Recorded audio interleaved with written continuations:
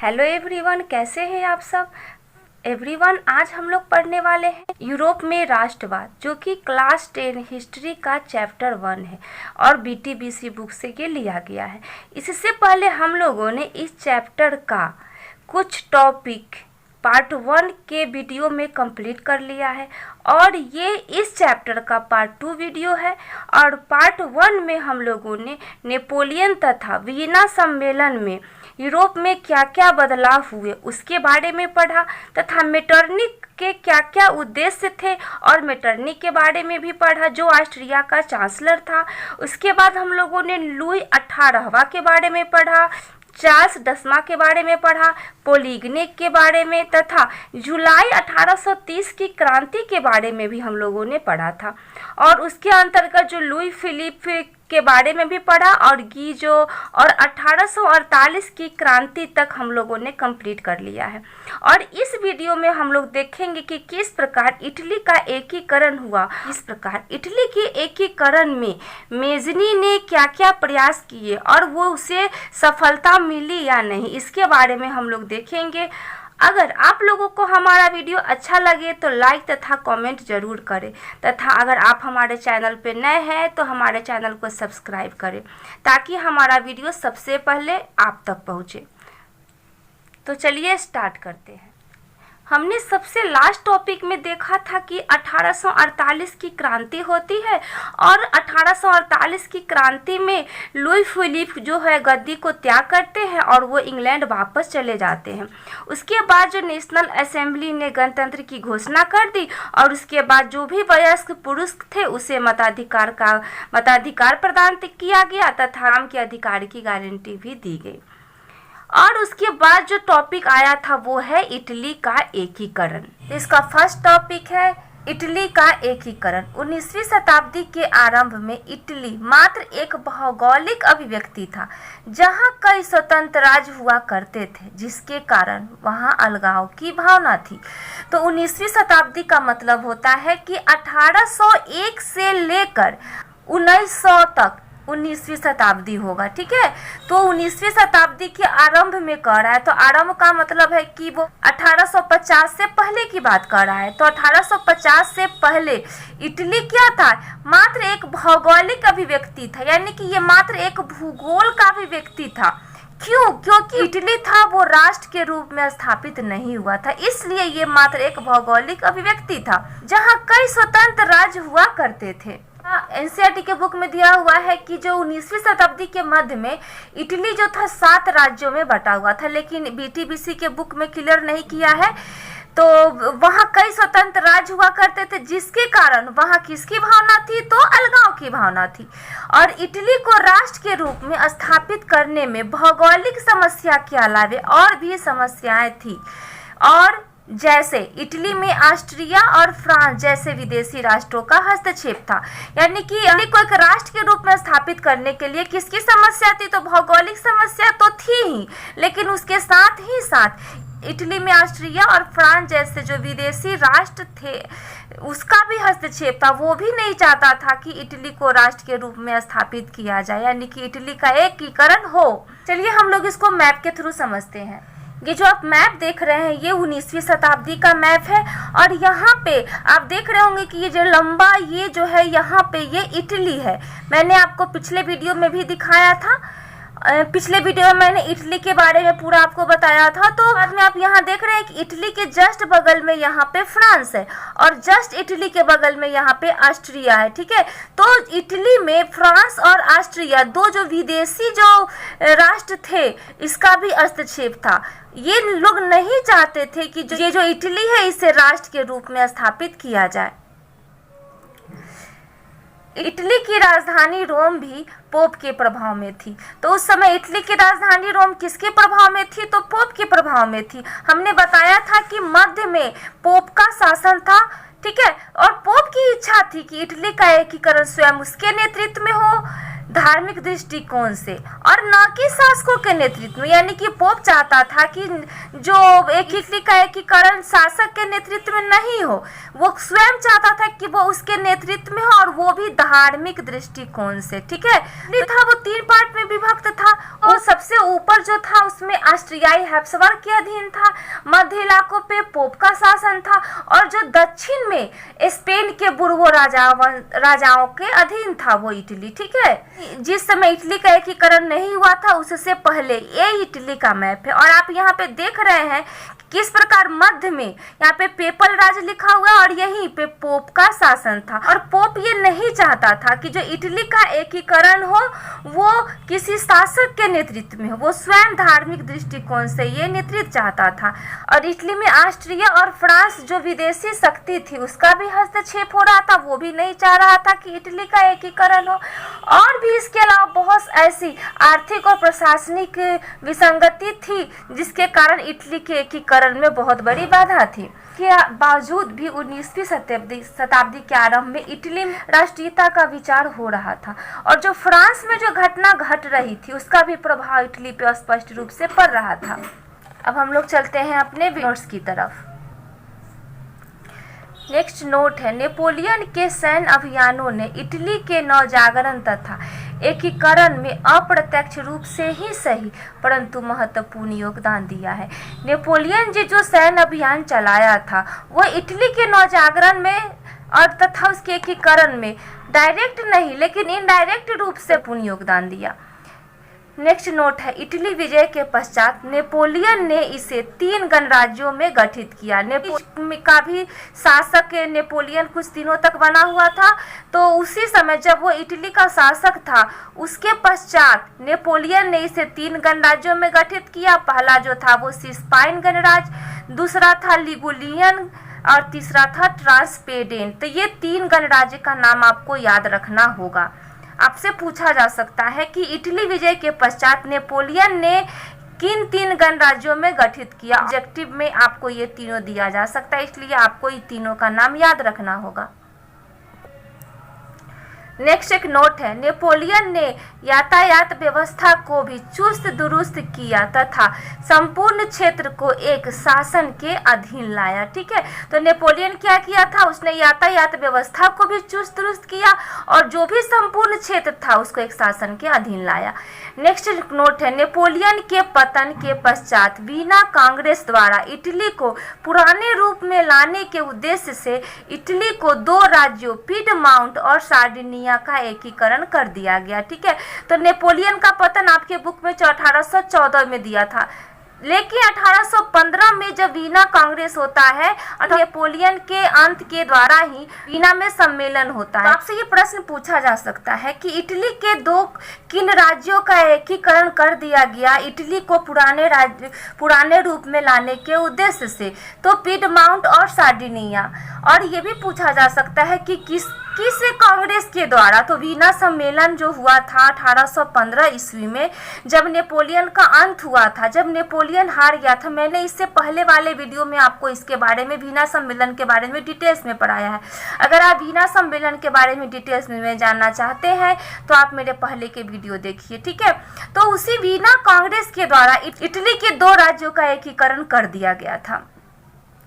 और इटली में 1820 से ही कुछ राज्यों में संवैधानिक सुधारों के लिए नागरिक आंदोलन होने लगे। अब 1920 में इटली में संवैधानिक यानी कि वहाँ पे लोग संवैधानिक सुधार चाहता था और इसी के लिए नागरिक आंदोलन होना स्टार्ट हो चुका था। उसके बाद नेक्स्ट टॉपिक है कार्बोनारी। तो कार्बोनारी क्या है, तो कार्बोनारी एक गुप्त दल का नाम था जिसका गठन राष्ट्रवादियों द्वारा किया गया था, क्योंकि अब जो राष्ट्रवादी लोग क्या चाहते थे, वो राष्ट्र राज्य चाहते थे, वो एकीकरण चाहते थे। बहुत ऐसे शासक थे जो एकीकरण के मार्ग में बाधा थी, जैसे में ऑस्ट्रिया का चांसलर मेटरनिक जो था वो क्या चाहता था, वो कभी भी इटली का एकीकरण नहीं चाहता था। और यही कारण है कि जो इटली के एकीकरण में सबसे बड़ी बाधा ऑस्ट्रिया को माना जाता है। तो जो कार्बोनारी था उसका उद्देश्य क्या था, तो उसका उद्देश्य था छापामार युद्ध के द्वारा राजतंत्र को नष्ट कर गणराज्य की स्थापना करना था। ठीक है, तो यहाँ पे आपसे पूछा जा सकता है कि कार्बोनारी का जो संगठन था, जो दल था, उसका उद्देश्य क्या था, तो छापामार के द्वारा राजतंत्र को समाप्त करना था और गणराज्य की स्थापना करना था। प्रसिद्ध राष्ट्रवादी नेता जोसेफ मेजिनी का संबंध भी इसी दल से था। ठीक है, तो हम लोग अब नेक्स्ट पढ़ेंगे मेजिनी के बारे में और हम लोग देखेंगे कि किस प्रकार मेजिनी ने इटली के एकीकरण में कितना प्रयास किया, लेकिन इसके मार्ग में भी मेटरनिक ने बहुत बड़ी बाधा उत्पन्न कर दी और लास्ट में मेजिनी यहाँ से फरार हो जाता है। नेक्स्ट एक नोट है, 1830 की फ्रांसीसी क्रांति के प्रभाव से इटली में भी नागरिक आंदोलन शुरू हो गए। हमने 1830 की फ्रांसीसी क्रांति के बारे में पिछले वीडियो में पढ़ लिया था। तो उस क्रांति के कारण वहां पे क्या हुआ, नागरिक आंदोलन स्टार्ट हो गया। अगर आप मेरा ये वीडियो देख रहे हैं और अगर आप मेरा पहले का वीडियो नहीं देखे हैं तो आपको पहले के वीडियो देखने के बाद ही अगर आप मेरा ये वीडियो देखेंगे, पार्ट 2 वीडियो देखेंगे तो आपको काफी समझ में आएगा। नेक्स्ट एक नोट है, मेजिनी ने इन नागरिक आंदोलन का उपयोग करते हुए उत्तरी तथा मध्य इटली में एकीकृत गणराज्य स्थापित करने का प्रयास किया, लेकिन ऑस्ट्रिया के चांसलर मेटरनिक द्वारा इन राष्ट्रवादी नागरिक आंदोलन को दबा दिया गया और मेजिनी को इटली से पलायन करना पड़ा। अब देखिए यहाँ पे जो 1830 का जो फ्रांसीसी क्रांति हुआ था उसका उपयोग मेजिनी ने किया और उत्तरी और मध्य इटली को एकीकृत करने के लिए उसने बहुत ज्यादा प्रयास किया, लेकिन उसके रास्ते में कौन आता है, तो ऑस्ट्रिया का चांसलर मेटरनिक आता है और वो जो राष्ट्रवादी आंदोलन को दबा देता है और लास्ट में मेजिनी को तब हम लोग जानते हैं मेजिनी के बारे में कि मेजिनी कौन था, कहाँ का शासक था और इसने किस प्रकार इटली के एकीकरण में क्या क्या योगदान दिया है। तो नेक्स्ट टॉपिक है मेजिनी। मेजिनी साहित्यकार, गणतांत्रिक विचारों का समर्थक और योग्य सेनापति था। ठीक है, इसे तत्कालीन राजनीतिक परिस्थितियों की बेहतर समझ नहीं थी। अभी राजनीतिक परिस्थिति हो रहा है उसका बेहतर समझ मेजिनी को नहीं था, जिसके कारण इसमें आदर्शवादी गुण अधिक और व्यवहारिक गुण कम थे। तो क्वेश्चन पूछा जा सकता है इसके कारण मेजिनी में आदर्शवादी गुण ज्यादा और व्यवहारिक गुण कम थे, तो उसे तत्कालीन राजनीतिक परिस्थितियों की बेहतर समझ नहीं थी। ठीक है, अपनी पराजय के कारण मेजिनी ने हार नहीं माना। अब वहां पे क्या था कि मेटरनिक ने जो नागरिक आंदोलन को दबा दिया था और वो इटली से पलायन भी कर गया, लेकिन फिर भी मेजिनी क्या किया, मेजिनी ने हार नहीं मानी और इन्होंने 1831 ईस्वी में यंग इटली नामक संस्था की स्थापना की, जिसने नवीन इटली के निर्माण में महत्वपूर्ण भाग लिया। ठीक है, तो जो यंग इटली था वो जो था फ्रांस के मार्सिलीज नामक शहर में जूसेपे मेजिनी ने यंग इटली नामक संस्था की स्थापना की थी। कब, तो 1831 ईस्वी में। ठीक है, संस्था का मतलब होता है सभा या समिति और जो यंग इटली जो संस्था था इसमें 18 से 40 वर्ष तक की आयु वाले नवयुवक ही इस संस्था के सदस्य बन सकते थे। तो नेक्स्ट टॉपिक है यंग इटली का उद्देश्य। तो ये जो सभा था, जो ये समिति था, यंग इटली जो समिति था उसका उद्देश्य क्या था, तो इसका उद्देश्य था इटली प्रायद्वीप से विदेशी हस्तक्षेप समाप्त करना। जो भी इटली प्रायद्वीप है या ये इटली प्रायद्वीप को जो भी विदेशी हस्तक्षेप था, जैसे ऑस्ट्रिया का हस्तक्षेप था, फ्रांस का हस्तक्षेप था, इन सभी हस्तक्षेपों को समाप्त करना और संयुक्त गणराज्य स्थापित करना, यानी कि पूरे इटली में संयुक्त गणराज्य स्थापित करना यंग इटली का उद्देश्य था। तो आपसे ये प्रश्न पूछा जा सकता है कि यंग इटली नामक संस्था की स्थापना किसने की थी, तो मेजिनी ने की थी। ठीक है, 1834 में मेजिनी ने यंग यूरोप नामक संस्था का गठन कर यूरोप के अन्य देशों में चल रहे राष्ट्रीय आंदोलन को भी प्रोत्साहित किया। अब ये मेजिनी क्या किया, सबसे पहले यंग इटली नामक संस्था का स्थापना किया, लेकिन बाद में उसने यंग यूरोप नामक संस्था का भी गठन किया। कब, तो 1834 ईस्वी में, और इसका उद्देश्य क्या था, राष्ट्रीय आंदोलन को प्रोत्साहित करना था। ठीक है, और जो भी देश में चल रहा था राष्ट्रीय आंदोलन उसमें और भी घी का काम किया ये यंग यूरोप नामक संस्था ने। नेक्स्ट एक नोट है, सन 1848 ईस्वी में जब फ्रांस सहित पूरे यूरोप में फटी की दौर आया तो मेटरनिक को भी अंततः ऑस्ट्रिया छोड़ना पड़ा। इससे पहले वाले वीडियो में जब हमने 1848 की क्रांति हुई थी उसके बारे में हम लोगों ने पढ़ चुका है। तो उसी क्रांति के समय पूरे यूरोप में फ्रांस की क्रांति का लहर दौड़ आया और क्या है, मेटरनिक को लास्ट में ऑस्ट्रिया छोड़ना पड़ा। अब इसके बावजूद भी ऑस्ट्रिया का जो चांसलर मेटरनिक से तो उससे खतरा था ही और उससे खतरा टल भी गया, लेकिन और भी उसके एकीकरण के मार्ग में बहुत सारी बाधाएं थी। तो मेजिनी के इटली एकीकरण के मार्ग में और क्या क्या बाधा थी, तो मेजिनी संपूर्ण इटली का एकीकरण कर उसे गणराज्य बनाना चाहता था, जबकि सार्डिनिया पिडमाउंट का शासक चार्ल्स एल्बर्ट अपने नेतृत्व में सभी प्रांतों का विलय चाहता था और पोप भी इटली को धर्मराज बनाने का पक्षधर था। अब हमने देखा था कि किस प्रकार मध्य में जो था पोप धार्मिक दृष्टिकोण से इटली का एकीकरण चाहता था। उसके बाद में चार्ल्स जो था सभी प्रांतों का विलय चाहता था। चार्ल्स एल्बर्ट कौन था, तो वो सार्डिनिया पिडमाउंट का शासक था। तो सार्डिनिया पिडमाउंट का शासक जो चार्ल्स एल्बर्ट था वो भी सभी प्रांतों का विलय चाहता था। ये सभी एकीकरण के मार्ग में बाधा हुई क्योंकि सभी का सोच अलग अलग था। अब जो इटली का एकीकरण हो तो कैसे हो, ये एक बहुत बड़ी गंभीर समस्या थी। अब क्या था, नेक्स्ट एक नोट है, विचारों के टकराव के कारण इटली के एकीकरण का मार्ग अवरुद्ध हो गया। यानी कि जो इटली का एकीकरण जो स्टार्ट ऑस्ट्रिया का चांसलर मेटरनिक तो था भी नहीं, यानी कि ऑस्ट्रिया रुकावट भी नहीं था, फिर भी ये जो विचारों का टकराव था जिसके कारण इटली का एकीकरण का मार्ग क्या हो गया, रुक गया, अवरुद्ध हो गया। नेक्स्ट एक नोट है, ऑस्ट्रिया द्वारा इटली के कुछ भागों पर आक्रमण किए जाने लगे और जिसमें सार्डिनिया के शासक चार्ल्स एल्बर्ट की पराजय हो गई। तो उस समय सार्डिनिया का शासक हमने पढ़ा है कि चार्ल्स एल्बर्ट था। तो ऑस्ट्रिया जो था फिर से इटली के कुछ भागों पे आक्रमण करने लगा और जो चार्ल्स एल्बर्ट की उससे ऑस्ट्रिया से पराजय हो गई। नेक्स्ट है, ऑस्ट्रिया के हस्तक्षेप से इटली में जनवादी आंदोलन को कुचल दिया गया। इस प्रकार मेजिनी की पुनः हार हुई और वह पलायन कर गया। आपने देखा कि किस प्रकार मेजिनी की 2 बार हार हुई। अब आप देख रहे हैं कि किस प्रकार ऑस्ट्रिया जो था फिर से इटली में हस्तक्षेप करता है और जो भी लोग आंदोलन कर रहे थे उसको कुचल दिया जाता है और लास्ट में मेजिनी की पुनः फिर से दोबारा हार हो जाती है और वह फिर पलायन कर जाता है।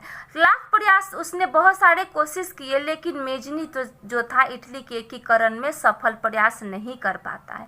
तो अब हम लोग देखते हैं कि इटली का एकीकरण होता कैसे। अगर मेजिनी पलायन कर जाता है तो इटली का एकीकरण किसके द्वारा होता है, तो इटली के एकीकरण का द्वितीय चरण अब यहाँ से स्टार्ट होता है। एक चरण में कौन था, फर्स्ट चरण में मेजिनी था, नाम याद रखिएगा। पहले चरण में मेजिनी ने बहुत बड़ी प्रयास किया था और सेकेंड चरण, अब देखिए इसमें क्या होता है। तो इटली में सार्डिनिया पिडमाउंट का नया शासक विक्टर इमैनुएल राष्ट्रवादी विचारधारा का था। अब जो था विक्टर इमैनुएल को सार्डिनिया पिडमाउंट का नया शासक बनाया जाता है। इससे पहले सार्डिनिया पिडमाउंट का मेजिनी के समय सार्डिनिया पिडमाउंट का शासक कौन था, तो चार्ल्स एल्बर्ट था। लेकिन बाद में चार्ल्स एल्बर्ट के बाद विक्टर इमैनुएल आता है और वह राष्ट्रवादी विचारधारा का था और इसी के प्रयास से इटली के एकीकरण का कार्य जारी किया गया, फिर से स्टार्ट किया गया इटली के एकीकरण का प्रयास। और विक्टर इमैनुएल ने काउंट काबुर को प्रधानमंत्री नियुक्त किया। ठीक है, तो ये नाम याद रखिएगा क्यों काउंट काबुर, क्योंकि अब मेजिनी के बाद काउंट काबुर का ही नाम आता है इटली के एकीकरण में। हम देखेंगे कि किस प्रकार 3 व्यक्ति जो थे इटली के एकीकरण में भूमिका निभाते हैं। सबसे पहले मेजिनी, दूसरा में काउंट काबुर और तीसरा जो था वो गैरीबाल्दी का नाम आता है। ठीक है, तो हम लोग लास्ट में गैरीबाल्दी के बारे में पढ़ेंगे।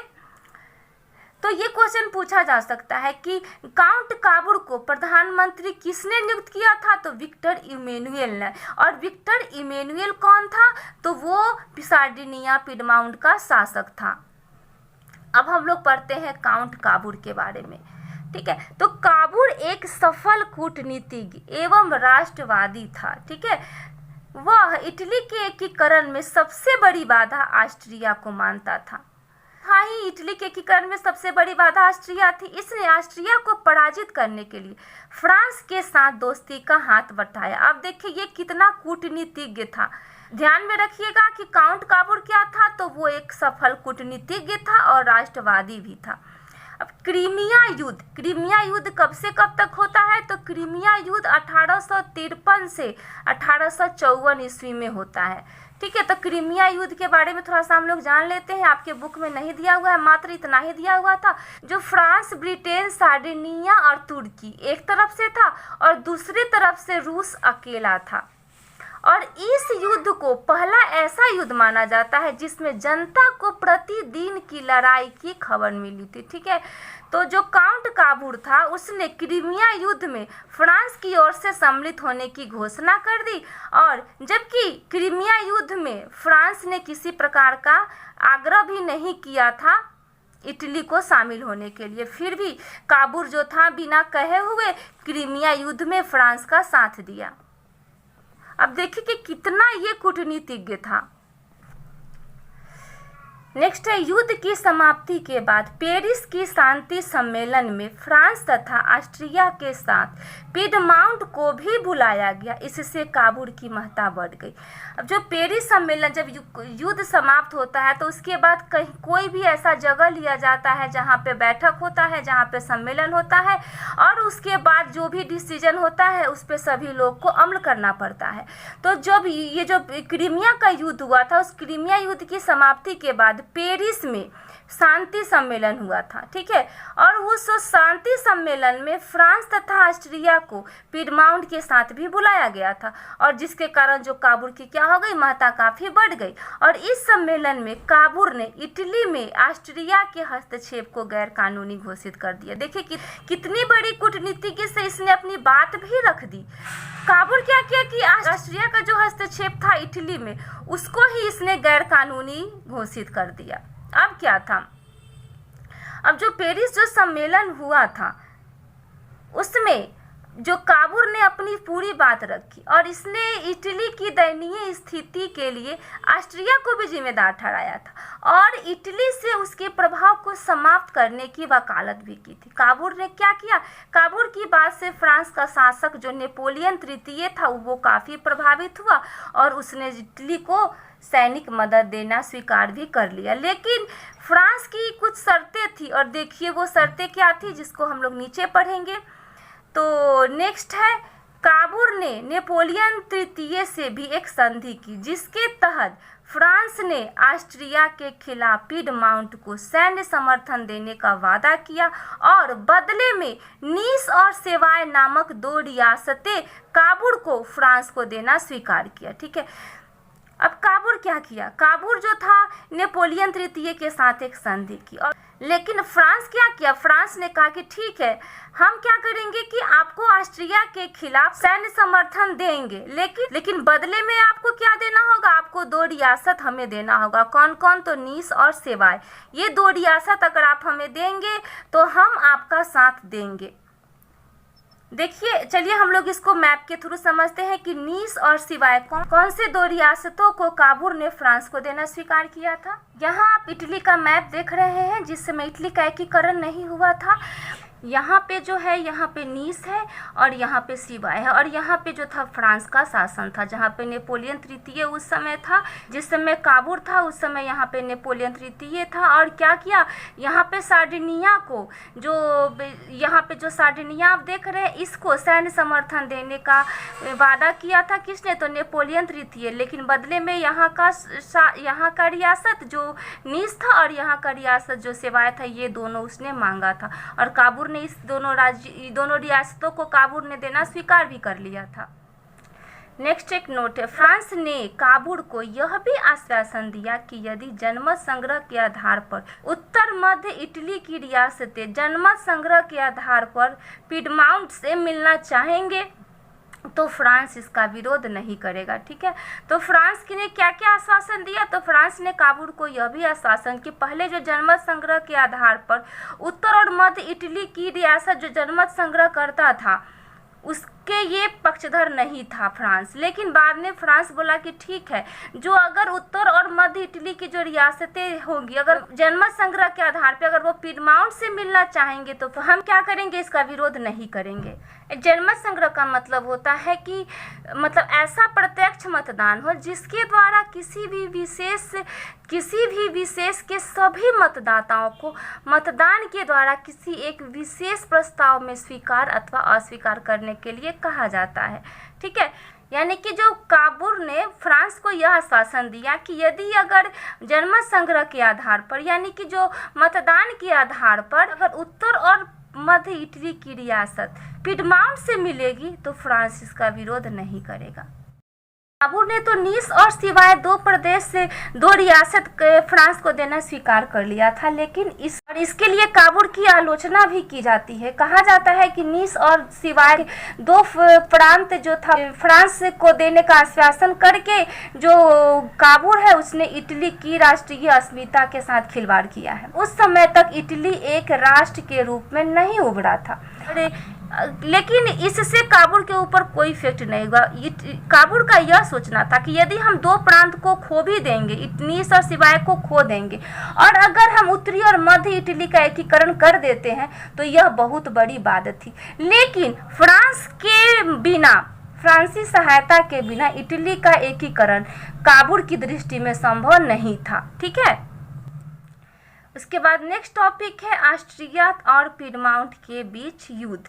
और ऑस्ट्रिया पिडमाउंट के बीच युद्ध होता है तो 1859-60 में ऑस्ट्रिया और पिडमाउंट में सीमा संबंधी विवाद के कारण युद्ध आरंभ हो गया। ठीक है, चलिए हम लोग यहाँ पे मैप के थ्रू समझते हैं। ऑस्ट्रिया और पिडमाउंट को मैप के थ्रू समझ लेते हैं। ये देखिए यहाँ पे जो आप देख रहे हैं लंबार्डी और वेनेसिया, ये जो था उस समय ऑस्ट्रिया के पास था। ठीक है, यहाँ जो सार्डिनिया देख रहे हैं आप, यही जो सीमा विवाद था, इसी सीमा विवाद को लेके सार्डिनिया और ऑस्ट्रिया के बीच क्या हुआ, युद्ध स्टार्ट हो गया।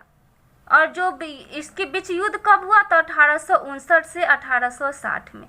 युद्ध में फ्रांस ने काबुल को सैन्य सहायता प्रदान की, जिसके कारण ऑस्ट्रिया सेना पूरी तरह पराजित हो गई। अब उसने ये जो फ्रांस ने तो स्वीकार कर लिया था इटली की मदद देने के लिए, और फ्रांस ने इटली की सहायता भी की, और काबुल को सैन्य सहायता देने के कारण ऑस्ट्रिया की सेना क्या हो गई, पूरी तरह पराजित हो गई। अब ऑस्ट्रिया के एक बड़े राज्य लंबार्डी पर पिडमाउंट का कब्जा हो गया। हमने लंबार्डी जो जगह था उसमें हमने मैप के थ्रू इसको दिखाया था। तो वहाँ पे जो ऑस्ट्रिया का सबसे बड़ा राज्य था लंबार्डी, उस पे किसका शासन हो गया, तो पिडमाउंट का कब्जा हो गया। अब नेपोलियन तृतीय ने ऑस्ट्रिया तथा पिडमाउंट के बीच मध्यस्थता करने के लिए संधि की बात स्वीकारी। अब ये जो नेपोलियन तृतीय था, क्यों ऑस्ट्रिया और पिडमाउंट के बीच मध्यस्थता करने के लिए कहा, क्योंकि अब यहाँ पे देखिए कि जो ऑस्ट्रिया का जो सबसे बड़ा जो राज्य था लंबार्डी, उस पे जो था पिडमाउंट का शासन हो गया, और ये जो युद्ध था वो काफ़ी लंबा होते जा रहा था। अब युद्ध लंबा होने के कारण जो नेपोलियन जो था इटली के जो राष्ट्रवाद था उससे घबराने लगा, क्योंकि उत्तर और मध्य इटली की जनता जो था काबुल के समर्थन में था, और उसके समर्थन में बहुत सारा जन सैलाब भी कर रहा था, और वहाँ पे एकीकरण के लिए वो आंदोलन भी कर रहा था। अब नेपोलियन जो था इस परिस्थिति के लिए तैयार नहीं था, और उसने क्या किया कि वेनेसिया पर, जब लास्ट में जब हमने आपको बताया था कि किस लंबार्डी और वेनेसिया था, तो बाद में जब वेनेसिया पर विजय प्राप्त हुआ तो नेपोलियन ने तुरंत अपनी सेना वापस बुला ली, और युद्ध से हटने के बाद नेपोलियन तृतीय जो था ऑस्ट्रिया और पिडमाउंट के बीच मध्यस्थता करने की बात की। तो यही कारण था कि वो डर के कारण मध्यस्थता करने की बात की, और कहा कि आप दोनों एक दूसरे के बीच संधि कर लीजिए। और संधि के अनुसार लंबार्डी पर पिडमाउंट का अधिकार और वेनेसिया पर ऑस्ट्रिया का अधिकार माना गया। अब क्या था कि संधि हो गया, और संधि के अनुसार जो तो लंबार्डी जो जीता था, पिडमाउंट जीता, तो पिडमाउंट का शासक लंबार्डी पे हो गया, और जो वेनेसिया था उस पे फिर से ऑस्ट्रिया का अधिकार माना गया, और एक बड़े राज्य के रूप में क्या हुआ, इटली सामने आया। परंतु जो काबुल था उसका ध्यान उत्तरी और मध्य इटली के एकीकरण पे था, परंतु काबुल का ध्यान कहाँ था, तो काबुल का ध्यान था मध्य तथा उत्तरी इटली के एकीकरण पर था। परंतु काबुल क्या था, काबुल एक बहुत बड़ा कूटनीतिज्ञ था। अब उसने अपनी चाल चलना शुरू कर दिया। उसने क्या किया कि नेपोलियन को तो 2 राज्य देने के लिए, 2 रियासत देने के लिए उसने तैयार किया था कि नीस और सेवाएं वो नेपोलियन तृतीय को दे देगा।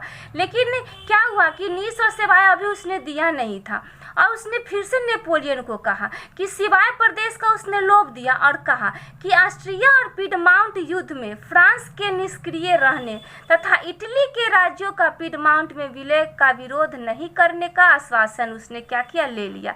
अब उसने नेपोलियन तृतीय को लोभ दे दिया और उसने नेपोलियन तृतीय से कहा कि अगर हम ऑस्ट्रिया और पिडमाउंट युद्ध होगा उसमें फ्रांस क्या करेगा, कोई भी वो निष्क्रिय रहेगा और इटली के राज्यों का पिडमाउंट में विलय होने का वो विरोध भी नहीं करेगा।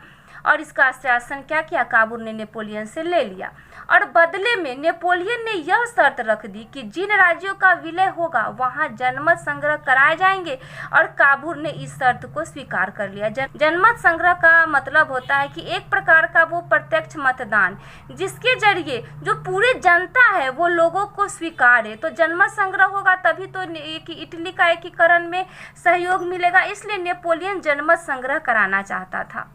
जनमत संग्रह का मतलब होता है कि एक प्रकार का डायरेक्ट मतदान, यानी कि जो भी उस क्षेत्र के लोग हैं एक प्रकार का मतदान देंगे और मतदान के जरिए जो भी प्रस्ताव होगा उस प्रस्ताव को स्वीकार करेंगे या अस्वीकार करेंगे। यानी कि वहाँ पे जो नेपोलियन चाहता था कि वहाँ पे जनमत संग्रह हो, और काबुल क्या किया, इस शर्त को स्वीकार भी कर लिया। अब हम लोग आगे का हम लोग नेक्स्ट वीडियो में कंप्लीट करेंगे और देखेंगे कि किस प्रकार जो काबुल भी पूरी तरह इटली का एकीकरण नहीं कर पाता है और लास्ट में गैरिबाल्डी आता है जो एक महान क्रांतिकारी होता है, और वो जो था दक्षिणी इटली के रियासतों को एकीकरण करने का काफ़ी हद तक प्रयास करता है, और जो गैरिबाल्डी होता है वो पेशे का नाविक भी होता है। तो हम लोग इस गैरिबाल्डी के बारे में आगे देखेंगे और देखेंगे किस प्रकार इटली का एकीकरण होता है। उसके बाद हम लोग जर्मनी के एकीकरण के बारे में पढ़ेंगे। तब तक के लिए इतना ही। अगर आप लोगों को हमारा वीडियो अच्छा लगा हो तो लाइक करें, शेयर करें तथा कमेंट करें। आपके कमेंट से हमें हौसला मिलता है। बने रहिए हमारे साथ, मिलते हैं नेक्स्ट वीडियो में नेक्स्ट टॉपिक के साथ। धन्यवाद।